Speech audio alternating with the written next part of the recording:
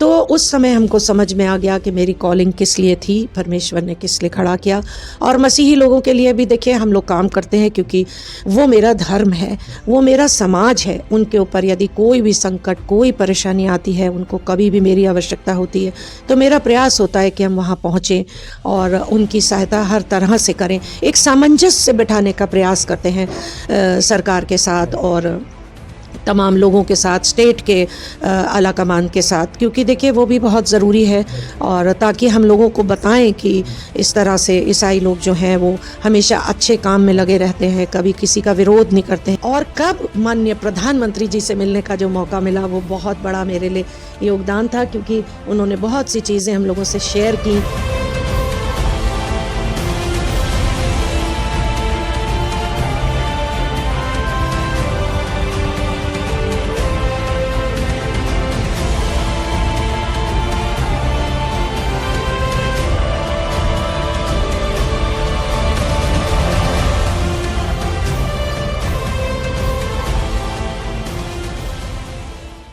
जो ज़रूर इस समय हम यहाँ तो शेयर नहीं कर सकते, क्योंकि वो एक पर्सनल मुलाकात होती है।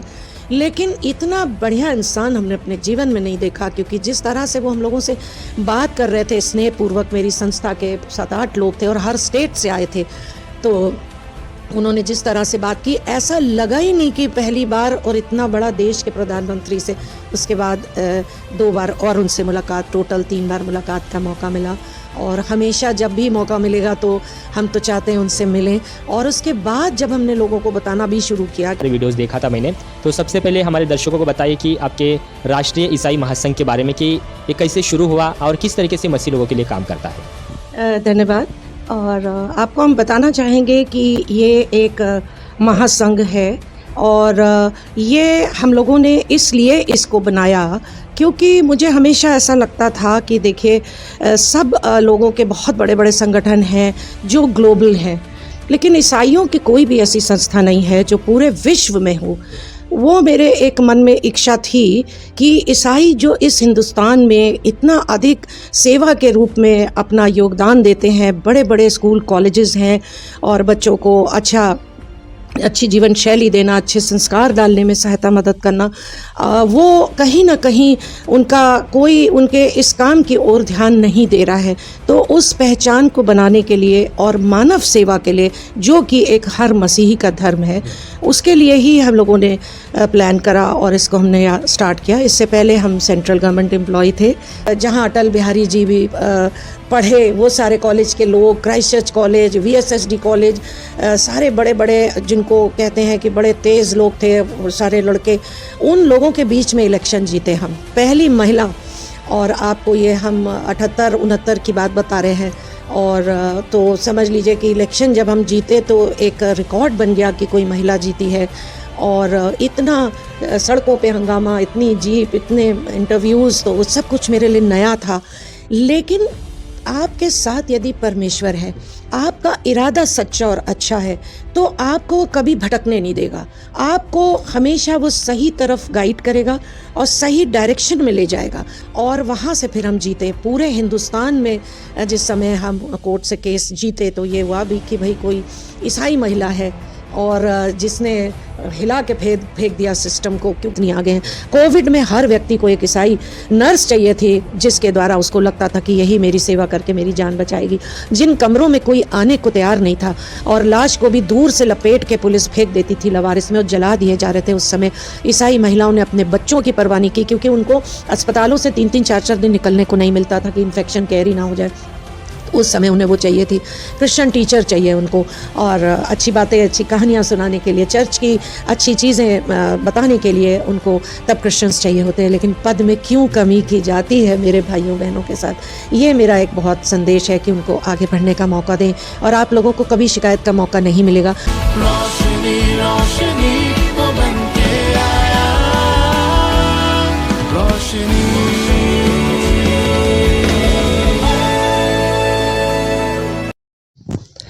जय मसीह की सिस्टर, हमारे इस प्रोग्राम में जिसका नाम है पृथ्वी की छोर तक, आपका स्वागत करते हैं। और हमारे दर्शकों को सबसे पहले आपके इस महासंघ के बारे में बताइए, जिसका नाम है राष्ट्रीय ईसाई महासंघ, जो आज पूरे भारत के अंदर हर एक अलग अलग शहरों में जाकर काम कर रहा है और बहुत अच्छा काम कर रहा है। मैंने भी गूगल पे और यूट्यूब पे आपके काफ़ी सारे वीडियोस देखा था मैंने। तो सबसे पहले हमारे दर्शकों को बताइए कि आपके राष्ट्रीय ईसाई महासंघ के बारे में, कि ये कैसे शुरू हुआ और किस तरीके से मसीह लोगों के लिए काम करता है। धन्यवाद।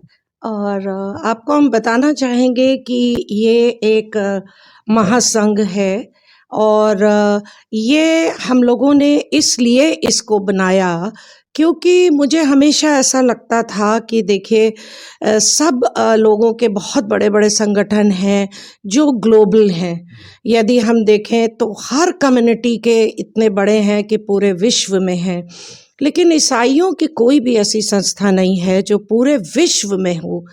वो मेरे एक मन में इच्छा थी कि ईसाई जो इस हिंदुस्तान में इतना अधिक सेवा के रूप में अपना योगदान देते हैं, बड़े बड़े स्कूल कॉलेजेस हैं और बच्चों को अच्छी जीवन शैली देना, अच्छे संस्कार डालने में सहायता मदद करना, वो कहीं ना कहीं कोई उनके इस काम की ओर ध्यान नहीं दे रहा है।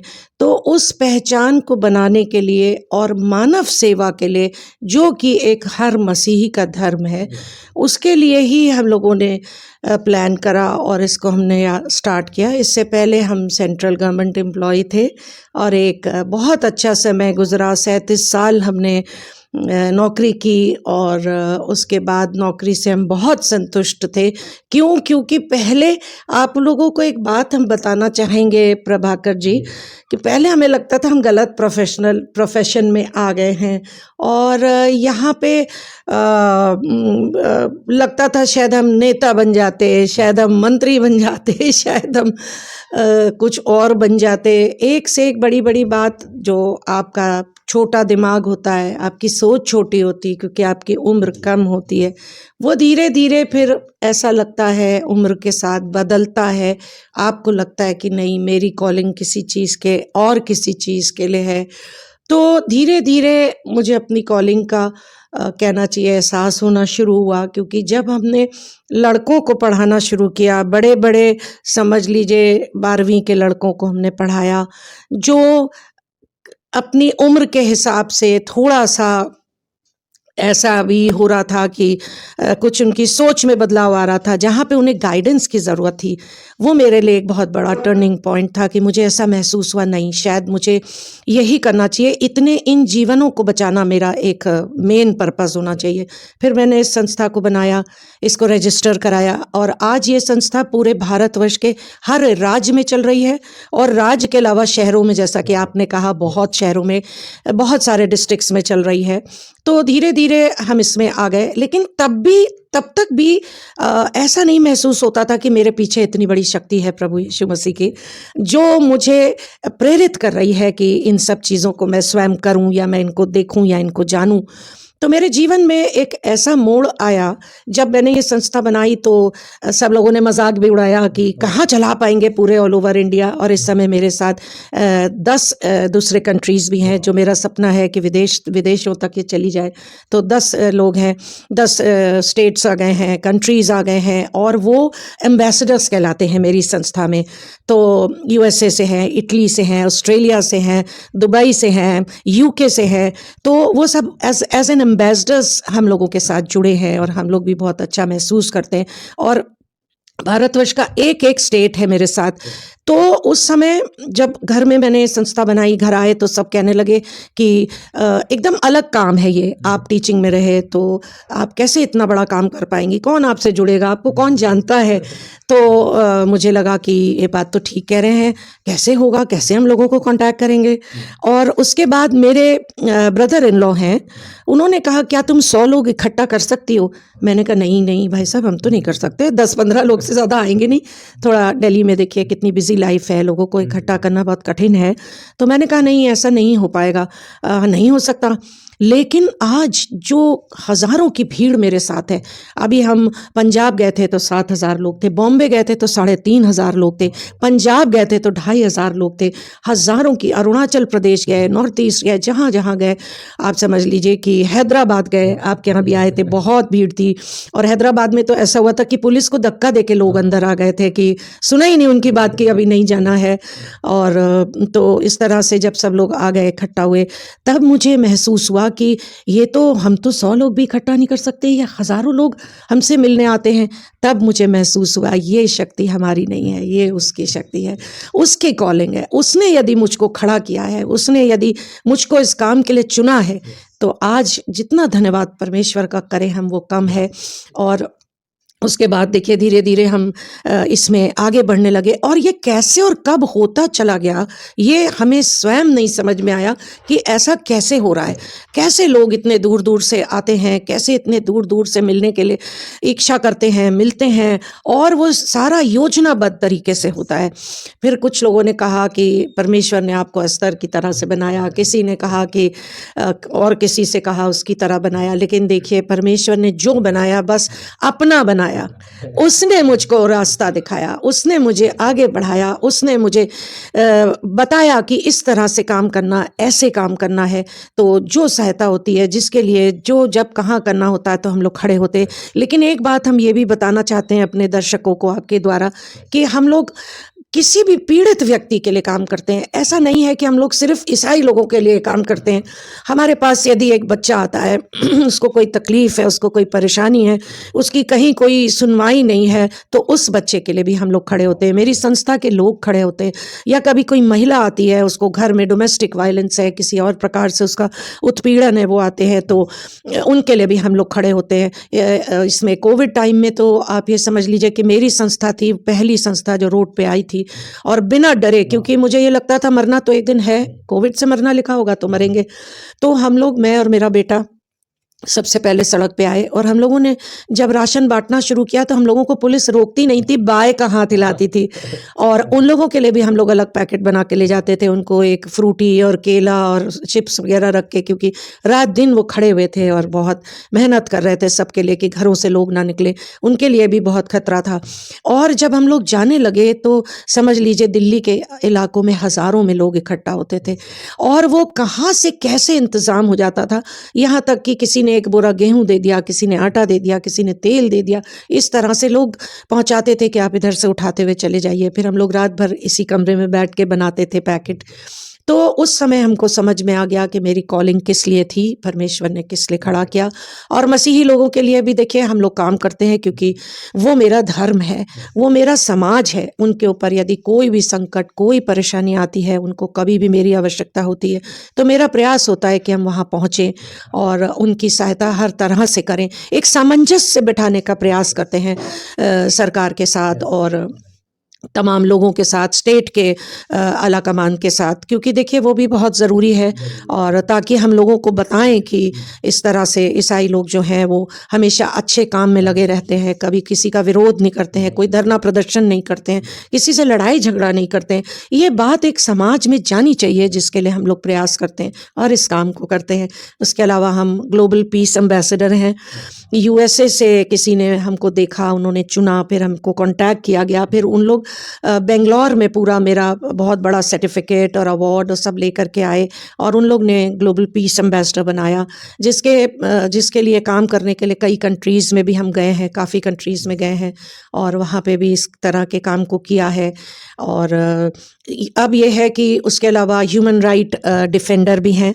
यदि किसी के भी, चाहे वो पुरुष हो, चाहे महिला, चाहे बच्चा, अगर उसके अधिकारों पे कोई उंगली उठाता है या उसको कोई सताव होता है, तो उसके लिए भी हम खड़े होती है मेरी संस्था। और आप लोगों का बहुत धन्यवाद कि आप लोग आए, और जैसा भी आप ठीक समझें, और पूछिए यदि आप हम लोग के बारे में कुछ पूछना चाहते हैं। हम बेसिकली यूपी को बिलोंग करते हैं और यूपी से आते हैं, पर इधर दिल्ली में हम लोगों को रहते 20 साल हो गए। तो यूपी में एक छात्र नेता थे हम, और बहुत सारे ऐसे काम करते थे कि जाके इलेक्शंस में पार्टिसिपेट करना, और कॉलेजेस में जा कर के अपनी मनवाने का काम करना, क्योंकि छात्र नेता में एक जोश होता है जैसा कि आप जानते हैं। और यूपी में थोड़ा सा टेंशन रहता था कि भाई लड़कियां सामने नहीं आएंगी, लड़कियां काम नहीं करेंगी। माता पिता को भी लगता था कि मेरी लड़की कुछ ज़्यादा तेज़ तर्रार है तो इसको गर्ल्स स्कूल में पढ़ाओ, गर्ल्स कॉलेज में पढ़ाओ, इसको घर के अंदर रखो। लेकिन आप जैसे कहते हैं ना कि जिसको परमेश्वर उठाता है या इस्तेमाल करता है, वो आपके जन्म से पहले जानता है कि क्या करना है और आपको किधर ले जाना है। लेकिन इतना अच्छा माहौल था यूपी में, क्योंकि वो लड़के जो हम लोगों के साथ थे, उठते बैठते थे, इतने अच्छे लड़के थे कि सारे के सारे शाम को घर भी छोड़ने आते थे। मेरे साथ के बहुत सारे मंत्री भी हो गए, लेकिन हमको माता पिता ने सोचा कि नहीं नहीं, ये बहुत तेज़ लड़की, इसको घर में रखो, टीचिंग में डालो, इसको बीएड कराओ। तो यूपी में एक बहुत अच्छा माहौल था। हमारी जनरेशन जो है आज भी आप कह सकते हैं बहुत प्यार था, कभी लड़के लड़की का फ़र्क नहीं महसूस हुआ और कभी ऐसा नहीं लगा कि लड़कों ने हम लोगों को पीछे धक्का देने का प्रयास किया है। और छात्र नेता होने के साथ साथ जहां अटल बिहारी जी भी पढ़े, वो सारे कॉलेज के लोग, क्राइस्ट चर्च कॉलेज, वीएसएसडी कॉलेज, सारे बड़े बड़े जिनको कहते हैं कि बड़े तेज़ लोग थे, वो सारे लड़के, उन लोगों के बीच में इलेक्शन जीते हम, पहली महिला।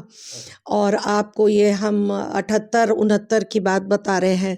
और तो समझ लीजिए कि इलेक्शन जब हम जीते तो एक रिकॉर्ड बन गया कि कोई महिला जीती है। और इतना सड़कों पे हंगामा, इतनी जीप, इतने इंटरव्यूज़, तो वो सब कुछ मेरे लिए नया था। लेकिन आपके साथ यदि परमेश्वर है, आपका इरादा सच्चा और अच्छा है, तो आपको कभी भटकने नहीं देगा।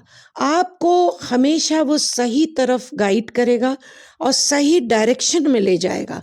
वो उम्र इतनी सेंसिटिव होती है कि शायद जीवन में हम भी कोई गलत रास्ता पकड़ सकते थे, गलत रास्ते पे जा सकते थे, लेकिन वहाँ से जो मेरा एक एग्ज़ाम्पल बनता चला गया, वो आज तक देखिए बरकरार है, कायम है।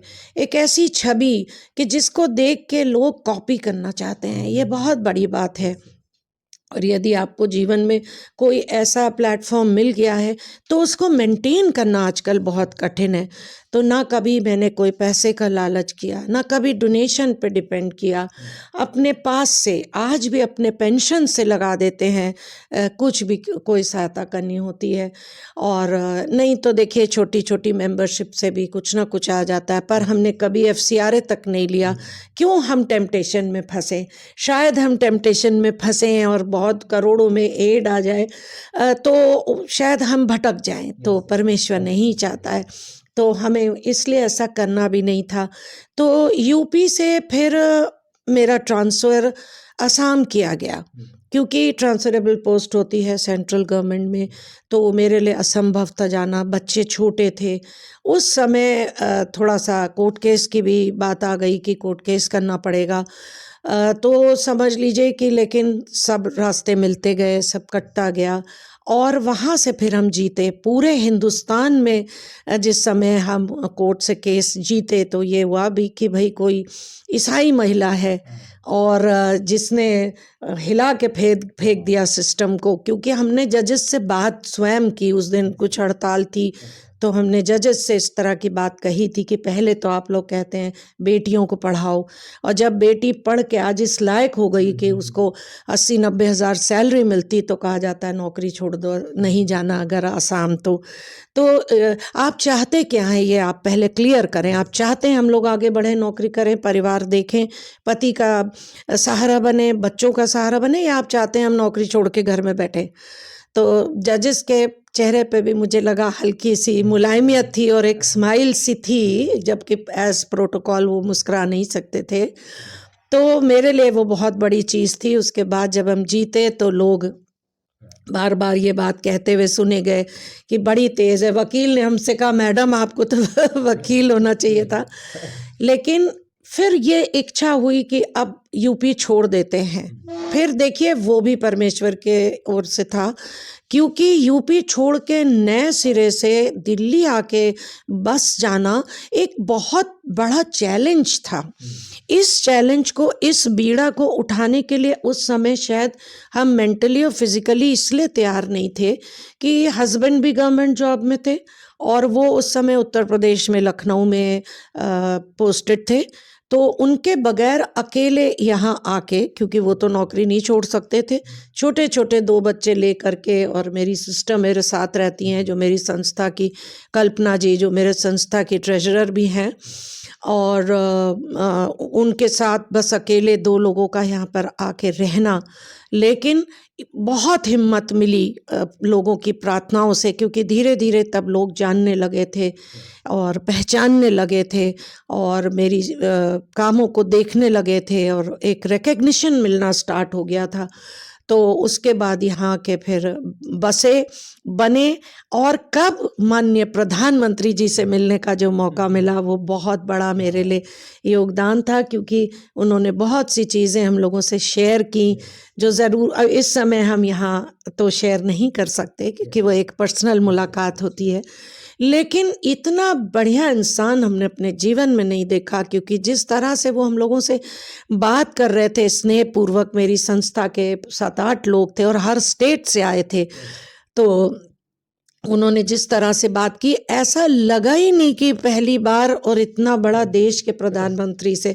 उसके बाद 2 बार और उनसे मुलाकात, टोटल 3 बार मुलाकात का मौका मिला, और हमेशा जब भी मौका मिलेगा तो हम तो चाहते हैं उनसे मिलें।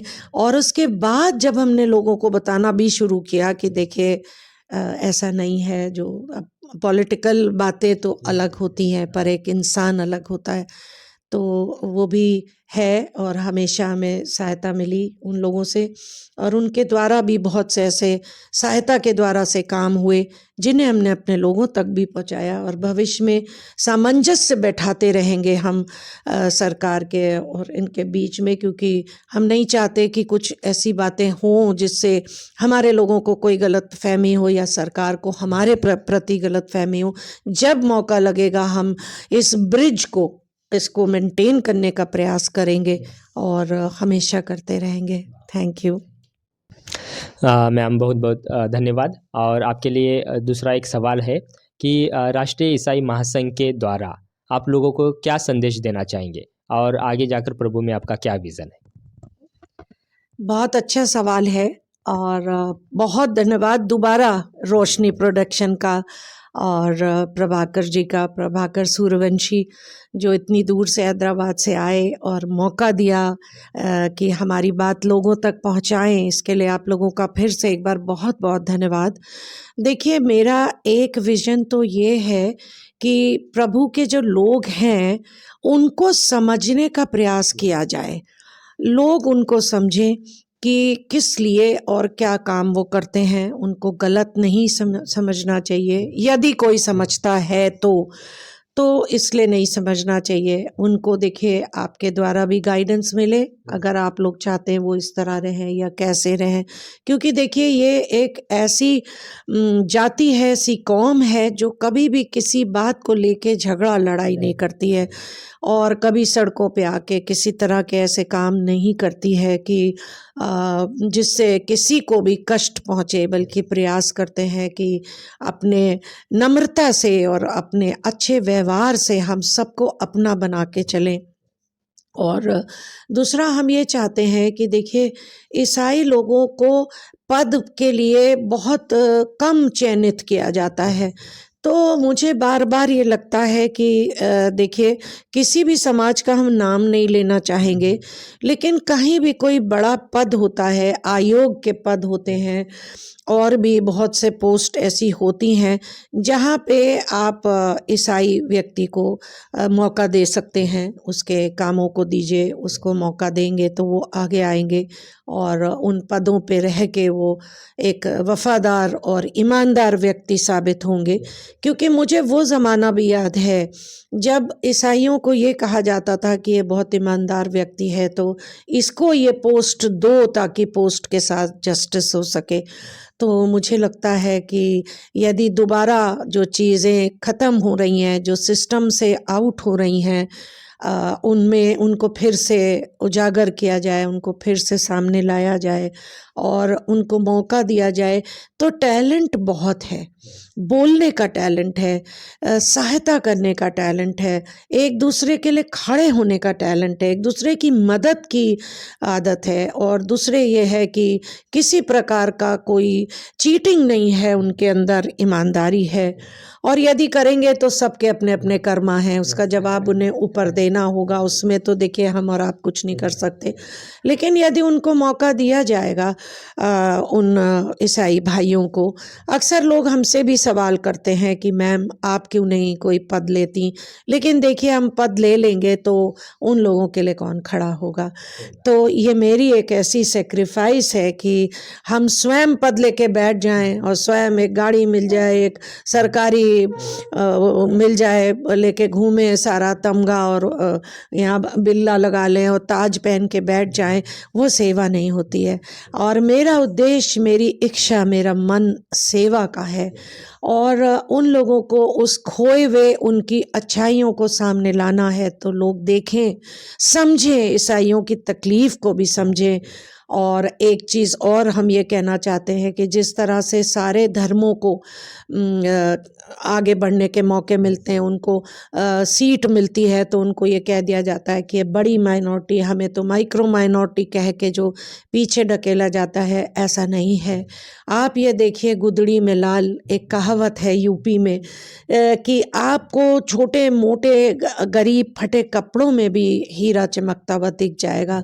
उसके पारखी बन के अगर हम लोग को भी चुना जाएगा, मौका दिया जाएगा, तो ज़रूर आपके साथ खड़े होंगे। जो भी चुनेंगे, हम उनकी बात कर रहे हैं, उनके साथ वो खड़े होंगे। और हमारे यहाँ महिलाएं भी देखिए सेवा के क्षेत्र में कितनी आगे हैं। कोविड में हर व्यक्ति को एक ईसाई नर्स चाहिए थी, जिसके द्वारा उसको लगता था कि यही मेरी सेवा करके मेरी जान बचाएगी।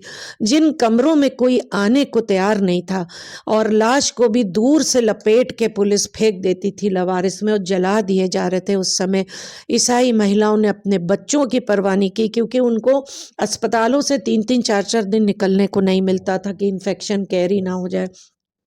उस समय उन्हें वो चाहिए थी, क्रिश्चियन टीचर चाहिए उनको, और अच्छी बातें, अच्छी कहानियाँ सुनाने के लिए, चर्च की अच्छी चीज़ें बताने के लिए उनको तब क्रिश्चियंस चाहिए होते हैं। लेकिन पद में क्यों कमी की जाती है मेरे भाइयों बहनों के साथ? ये मेरा एक बहुत संदेश है कि उनको आगे बढ़ने का मौका दें, और आप लोगों को कभी शिकायत का मौका नहीं मिलेगा। और यदि कोई शिकायत का मौका मिला, तो जैसा कि हमने कहा है कि मेरी संस्था उस सामंजस्य को बैठाने का प्रयास करती है। और देखिए, हम लोग पॉलिटिकल लोग नहीं हैं, तो हमें किसी राजनीति से मतलब नहीं है, हमें कोई राजनीतिक कमेंट से मतलब नहीं है, और हम उस सामंजस्य को बैठाएंगे यदि हमको बताया जाएगा, हमें बुलाया जाएगा मीटिंग में कि भाई आप अपने लोगों को ये समझाइए या ये करिए या ये करिए, तो हम उनको भी समझाने का प्रयास करेंगे। और आपसे जो चाहिए वो भी हमने खुल के कह दिया कि हमारे लोगों को मौके दीजिए। कितना प्रयास करते हैं, कितना आगे आते हैं, और वहाँ आप बड़ी माइनॉरिटी को ले लेते हैं। तो ये चीज़ मेरे ख्याल से इसमें बदलाव आएगा तो अच्छा लगेगा। हेलो एवरीवन, मुझे आज मैं अनीता दी के घर आई हूँ, और अनीता दीदी हमारी कौम का एक पिलर है, और जो हमारी कौम के लिए इतना कुछ कर रहे हैं। और मैं सच में इतना आज खुश हुई कि दीदी को मिलके बिल्कुल ये लगता ही नहीं है कि इतने बड़े फाउंडेशन के जो प्रेसिडेंट है, ऐसे बिल्कुल हम्बल पर्सन जिसे बोलते हैं, लविंग पर्सन बोलते हैं, और प्यार करने वाले बोलते हैं। पता क्यों ऐसे हैं? क्योंकि यीशु मसीह को ये प्यार करते हैं। यीशु मसीह परमेश्वर की आत्मा इनों के अंदर है। ये वचन पढ़ते हैं, बाइबल पे चलते हैं। हमारी ये दुआ है कि इनों का जो मिशन है, इनों के जो लक्ष्य है, इनों के जो सपने हैं, वो हमेशा हमेशा परमेश्वर ऊंचाइयों पे लेके जाए, और मेरे दी जो है वो महिलाओं के लिए कुछ कर पाए। और मैं दी से ये पूछना चाहूँगी कि दीदी आप महिलाओं के लिए क्या करना चाहोगी आगे को? बहुत अच्छा सवाल, और ये सवाल रह गया था। अगर हम लोग इस बात को नहीं करते तो हमारी बात अधूरी थी। तो रितु जी, आपका बहुत बहुत धन्यवाद, मेरे लिए इतने अच्छे शब्द बोलने के लिए धन्यवाद। यदि हमारे व्यवहार से, हमारी बातों से परमेश्वर की नम्रता नहीं झलकती है तो हमारा कुछ भी करना बेकार है। और सबसे पहले तो मैं इनका भी परिचय कराना चाहती हूँ। आप नमस्ते कर सकती हैं मैम? नमस्ते। हाँ बोलिए, नाम बताइए। मेरा नाम है कल्पना नौरंग। मैं ईसाई महासंघ की जजर हूँ। आप ये देखिए कितनी बड़ी आपके सामने गवाही है कि मैम को 3-4 साल पहले पैरालिसिस का अटैक पड़ा था। उस समय इनको पलंग से बांध के रखा गया था और डॉक्टरों ने ये कह दिया था कि शायद ये कभी बोल नहीं पाएंगी। आज कितने अच्छे से बोलती हैं, और ये भी बहुत धन्यवाद हम सबको करना चाहिए परमेश्वर का। और ये आज राष्ट्रीय ईसाई महासंघ में हमारे साथ जुड़ के कितना काम करती हैं, कितना अनथक प्रयास करती हैं। तो महिलाओं के लिए जो आपने पूछा रितु जी, बहुत अच्छी बात है, क्योंकि हम आदम की पसली से निकाले गए। आदम अधूरा है बिना पसली के, तो सांस फूलने लगेगी, वेंटिलेटर पे भी जा सकते हैं। तो बिना महिलाओं के हर चीज़ अधूरी है। लेकिन ये ज़रूर है, एक बात को मानने वाली, समझने वाली, साथ में खड़े होने वाली पत्नी की आवश्यकता है। और वही चीज़ देश के लिए भी लागू होती है। यदि महिलाएं आगे आएंगी, सहयोग देंगी, काम करेंगी, जो विज़न लोगों के हैं, चाहे वो मिनिस्ट्री का हो, चाहे सरकार का हो, चाहे विद्यालयों का हो, उसको बढ़ाने का प्रयास अगर महिलाएं करती हैं और कंधे से कंधा मिलाकर साथ में उठती बैठती हैं, तो ये एक बहुत बड़ी बात है। और महिलाएं क्या करती हैं कि वो घर में खुश हैं, बस उनसे जब कहो आइए कुछ करिए तो वो बाहर निकलना नहीं चाहती है। तो मैं ये चाहती हूँ कि महिलाएं घरों से बाहर निकलें। और जो अभी हम लोगों ने सारा बात करी, डिस्कस किया कि महिलाओं को आगे आकर के पद महिलाओं को भी मिलना चाहिए, क्योंकि 33% हर जगह पर हम लोगों के लिए रखा गया है कि 33% सीट्स हमें मिल सकती हैं। तो महिलाएं उसको आगे बढ़ के छीनें, मांगें, उसको लें और उसके बाद उन काम को करें और एक अच्छी पेरेंटिंग करें। आजकल देखिए बच्चों को सही रास्ते पर लाना और रखना, ये जनरेशन बहुत आगे है, बहुत इंटेलिजेंट जनरेशन है, और इनके साथ चलना या इनको समझना कठिन है। तो उन चीज़ों को, सबसे बड़ी बात मैं कहना चाहूँगी कि अपडेट हमें अपने को करते रहना चाहिए। देखिए हम लोग टेक्नोलॉजी के आदमी नहीं हैं और आज सारा कुछ हम करते हैं। पहले बच्चों के पीछे पीछे घूमते थे, हमें सिखा दो ये कैसे करना है, ये कैसे करना है, और बच्चों से डांट पड़ जाती थी, आप नहीं करिएगा फ्रॉड हो जाएगा, स्कैम हो जाएगा, आपसे कोई पैसा ले लेगा। लेकिन इन बच्चों से भी जो हमने सीखा, तो अगर इनसे हम आज टेक्नोलॉजी सीख रहे हैं तो हम इन्हें संस्कार दे पाएँ, हम इन्हें वो चीज़ दे पाएँ जिनकी आवश्यकता आज इन्हें है। तो हम एक दूसरे के पूरक हैं, उसी प्रकार पुरुष और महिला एक दूसरे के पूरक हैं। बच्चे और आज की जनरेशन और हमारे ओल्ड स्कूलिंग ये जनरेशन, इस तरह से हम लोग एक दूसरे की सहायता मदद करें, एक दूसरे को आगे बढ़ाएं। तो जैसा कि हमारे प्रधानमंत्री जी का विजन है कि भारत विश्व गुरु बने, तो विश्व गुरु सबको लेके ही बनेगा, महिलाओं के बगैर, यूथ के बगैर, और हमारी कन्याओं के बगैर, और पढ़े लिखे लोगों के बगैर, टेक्नोलॉजी के बगैर हम विश्व गुरु की सीट पर जाने का सोच भी नहीं सकते। तो सबसे मैं यही चाहूँगी कि सब एक साथ चलें और अपनी बातों को समझें। और यदि महिलाएं आपका कुछ भी भला चाहती हैं, आपके लिए कुछ करना चाहती हैं, उनके भी सहयोग को, उनके भी विचारों को सम्मान से देखें और उसको आगे बढ़ाने में प्रयास करें। धन्यवाद। मैं doctor Anita Benjamin, founder president राष्ट्रीय ईसाई महासंघ से हूँ। और आज मुझे जो ये रोशनी प्रोडक्शन ने मुझको मौका दिया और मुझको यहाँ बुलाया, और इनका जो ये कार्यक्रम है पृथ्वी के छोर तक, यही आपके दिल को छू जाता है। इतना सुंदर नाम, पृथ्वी के छोर तक। तो मेरी विशेष, मेरी बधाई, मेरी शुभकामनाएं ऐसी हैं कि पृथ्वी का कोई भी कोना, कोई भी छोर अधूरा ना रह जाए जहाँ तक इनका ये कार्यक्रम पहुँच ना पाए। हम चाहते हैं पहुँचे।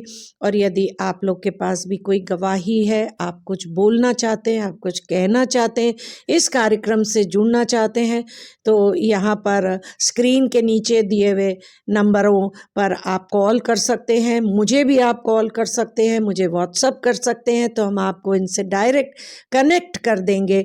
और इनको बढ़ाना हमारा काम है, हमारा फ़र्ज़ है, क्योंकि ये हमारा यूथ है जो आज इतने बड़ा काम को कर रहा है, इतना बड़ा बीड़ा उठाया है कि आज ये आगे बढ़ रहे हैं और एक चैनल को बनाने का सपना जो है वो इनका पूरा हो। और इस बात के साथ मैं विराम लूँगी और मैं परमेश्वर से बहुत बहुत प्रार्थना करूँगी कि इनको कोई रास्ते में कोई ऐसा रोड़ा ना आए जिससे कभी इनको रुकना या थमना पड़े और ये पृथ्वी के एक छोर से जहाँ से ये शुरू हुए तो दूसरे छोर तक जाके ही सांस रोके या दम ले। धन्यवाद।